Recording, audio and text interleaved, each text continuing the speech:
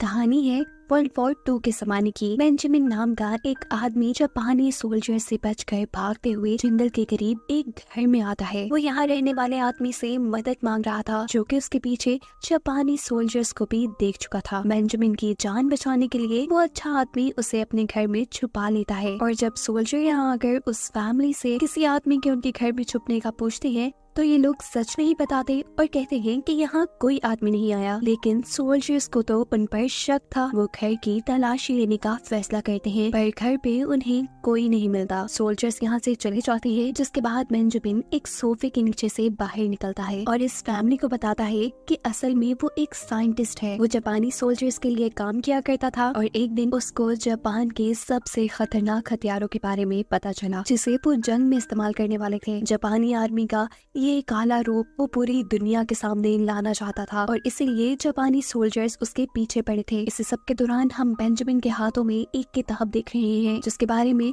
वो किसी से भी बात नहीं कर रहा। वो अब इस फैमिली से कुछ और दिन यहाँ पे रहने की इजाजत मांगता है और ये लोग मान भी जाते हैं। और कुछ दिन गुजरने के बाद दोबारा जापानी सोल्जर्स इनके घर की तलाशी लेने आ जाते हैं। सोल्जर्स को दूर से आता देखते हुए वो आदमी अपनी वाइफ को बेंजामिन को छुपाने को कहता है, जिसने बेंजामिन को अपनी बेटी के रूम में छुपाया था। जापानी कर्नल अब फैमिली से इन्वेस्टिगेशन में लग जाते हैं और उन्हें बताते हैं कि मुझे लाई डिटेक्टर से कम ना समझो, मैं इंसानों के बिहेवियर से उनका झूठ पकड़ लेता हूँ। जाहिर सी बात थी, ऐसी बातें करके कर्नल उसको डराना चाह रहे थे और ये फैमिली डर भी चुकी थी। उनका इन्वेस्टिगेशन करने का स्टाइल भी काफी चेंज था। वो बच्ची के साथ कार्ड खेलना शुरू करते हैं और गेम के रूल्स सिखाते हुए वो बच्ची से कहता है कि अक्सर लोग इस गेम में गलती कर जाते हैं। वो जानते भी हैं कि उनके कार्ड्स अच्छे नहीं हैं, लेकिन वो फिर भी क्लोज नहीं करते। यानी कि कर्नल इन्हें हिंट दे रहे थे कि सारी सच्चाई साफ साफ बता दी, पर इनमें से कोई अपना मुंह नहीं खोलता। कर्नल जब यहाँ से जाने ही वाले होते हैं तो इन्हें छत में से कोई आवाज आती है। वहीं पे तो असल में बेंजामिन छुपा हुआ था और गलती से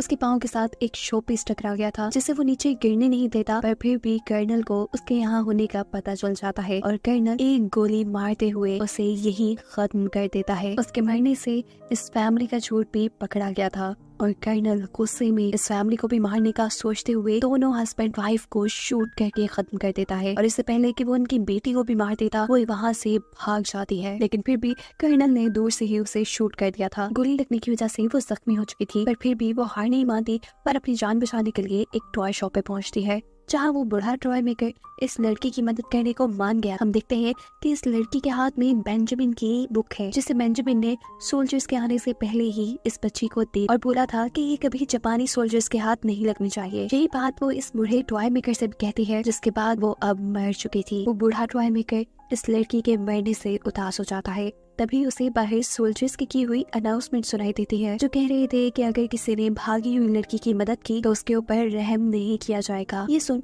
वो टॉय मेकर और भी ज्यादा डर जाता है और रात के अंधेरे में इस लड़की की डेड बॉडी को एक वीरान जगह ले जाकर जमीन में दफना देता है। सुबह होती है, हम टॉय मेकर को उसकी शॉप पे देख रहे हैं, जहाँ वो अपनी ही बनाई डॉल से बात कर। वो इन डॉल्स को खुद बनाया करता था और बिल्कुल अपने बच्चों की तरह मानता था, पर अब जंग की वजह से कोई भी उसकी डॉल्स नहीं खरीद रहा था। उसकी शॉप पे एबिगेल नाम की एक लड़की भी काम करती थी, जो उससे जॉब छोड़ने का कह रही थी, क्योंकि काफी टाइम से टॉय मेकर ने उसकी पे नहीं दी थी। पर टॉय मेकर एबिगेल को अपनी बेटियों की तरह मानता था। वो किसी तरह उसे ये जॉब कंटिन्यू करने के लिए बना लेता है। खैर अब रात में वो बेंजामिन की किताब खोलता है, जो उसे उस लड़की से मिली थी। इस बुक के अंदर कोई बम बनाने का फॉर्मूला नहीं था, बल्कि हैरान तौर पर कुछ जादुई स्पेल्स लिखे हुए थे। दूसरी तरफ दिखाया जाता है कि कर्नल को ये रिपोर्ट मिली है कि वो लड़की उन्हें कहीं नहीं मिली, जो सुन कर्नल गुस्से में आ जाते हैं और घरों की तलाशी लेकर पाताल में से भी उस लड़की को निकालने का हुक्म देते हैं। यहाँ टॉय मेकर को इसी किताब के अंदर से एक ऐसा स्पेल मिला है, जिसकी मदद से वो बेजान चीजों को भी जिंदा कर सकता। टॉय मेकर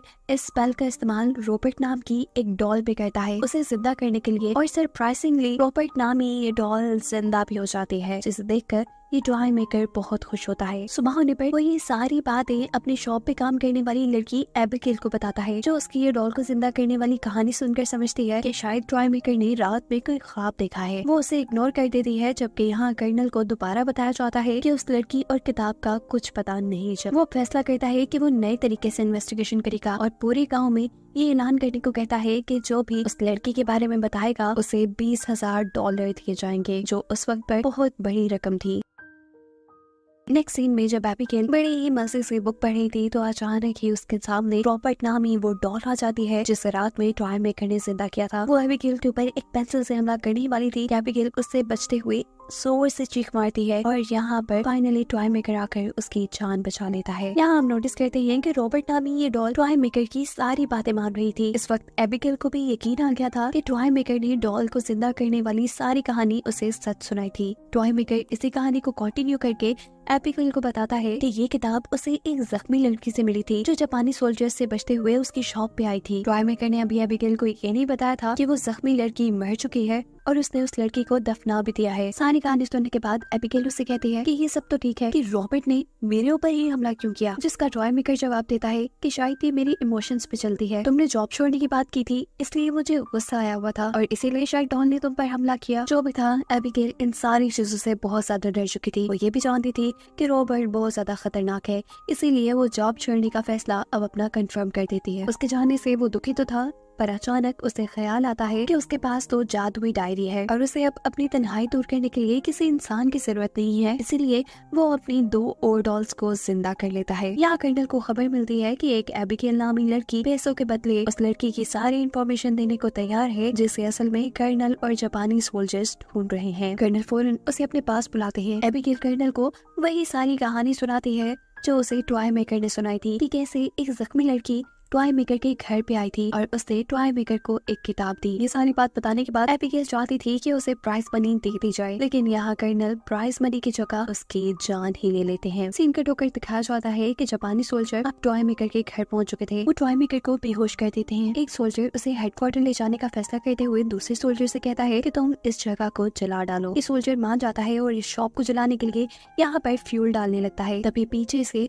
रॉबर्ट उसके सर पे डंडा मार देती है। उसे बेहोश करने के बाद वो अब बाकी 2 डॉल्स के साथ मिलकर टॉय मेकर को बचाने के लिए हेडक्वार्टर जाने का फैसला करती है। दिखाया जाता है कि टॉय मेकर के पास कर्नल आए हैं जो उससे टॉर्चर करके लड़की के बारे में पूछ रहे थे। काफी देर तक टॉय मेकर खामोश रहता है और फिर जब कर्नल एक हथौड़ी से उसका पाँव तोड़ने की बात कहते हैं तो टॉय मेकर बोल पड़ता है और बताता है कि एक दिन एक जख्मी लड़की मेरी शॉप पे आई थी। उसके पास एक किताब थी जो किताब वो मुझे देकर मर गई। कर्नल टॉय मेकर से और भी सवाल करने लगते हैं और फिर बातों ही बातों में उसे बताते हैं कि उस बुक के अंदर कोई बम बनाने का फॉर्मूला नहीं है, बल्कि वो किताब तो एक यूसुफ नाम के आदमी ने लिखी थी। हजारों जादू के तरीके पढ़ने के बाद उसमें बहुत से जादुई स्पेल्स हैं जिनकी मदद से जिंदगी भर जिंदा भी रहा जा सकता है और मरे हुए लोगों को जिंदा भी किया जा सकता है। ये बात तो टॉय मेकर पहले से ही जानता था। उसे डर था कि कर्नल उसे मार न दे, इसीलिए वो कर्नल को ये बात नहीं पता था कि वो स्पेल्स का इस्तेमाल पहले ही कर चुका है और उसने 3 डॉल्स को भी जिंदा किया है। यहाँ दिखाया जाता है कि टॉय मेकर की तीनों जिंदा की हुई डॉल्स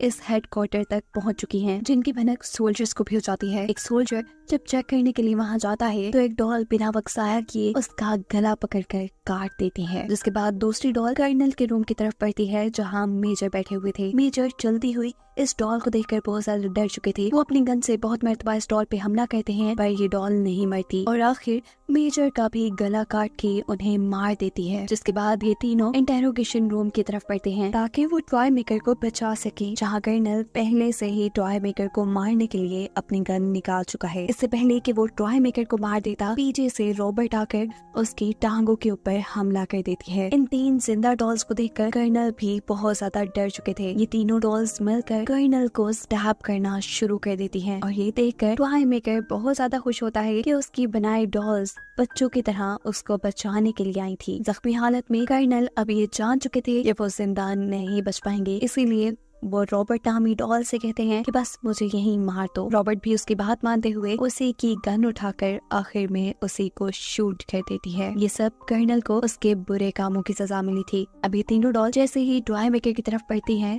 तो दिखाया जाता है कि वो भी बहुत बुरी हालत में है। वो मरने के बिल्कुल करीब था और ऐसी हालत में वो अपनी तीनों डॉल्स को हमेशा एक साथ रहने को कहता है और फिर मर जाता है। उसे मरता देखकर ये तीनों डॉल्स भी उदास हो चुकी थी। वो रो रही थी और इसी टाइम पर इजाबेल नामी एक डॉल को एक आइडिया आता है। वो जादुई किताब को खोलती है और मरने वालों को जिंदा करने के स्पेल्स पढ़ते हुए वो टॉय मेकर को जिंदा कर लेते हैं। जिंदा होने पर टॉय मेकर भी अजीब तरीके से हंस रहा था और ये तीनों डॉल्स भी खुश थी। जिसके बाद कहानी के आखिरी सीन में हमें दिखाया जाता है कि टॉय मेकर एक सूटकेस में इन तीनों डॉल्स को लेकर कहीं जा रहा है। उसके चेहरे पे आई एवल स्माइल ये बता रही है कि उसके इरादे ठीक नहीं है। और इसी के साथ ये कहानी यहाँ खत्म हो जाती है।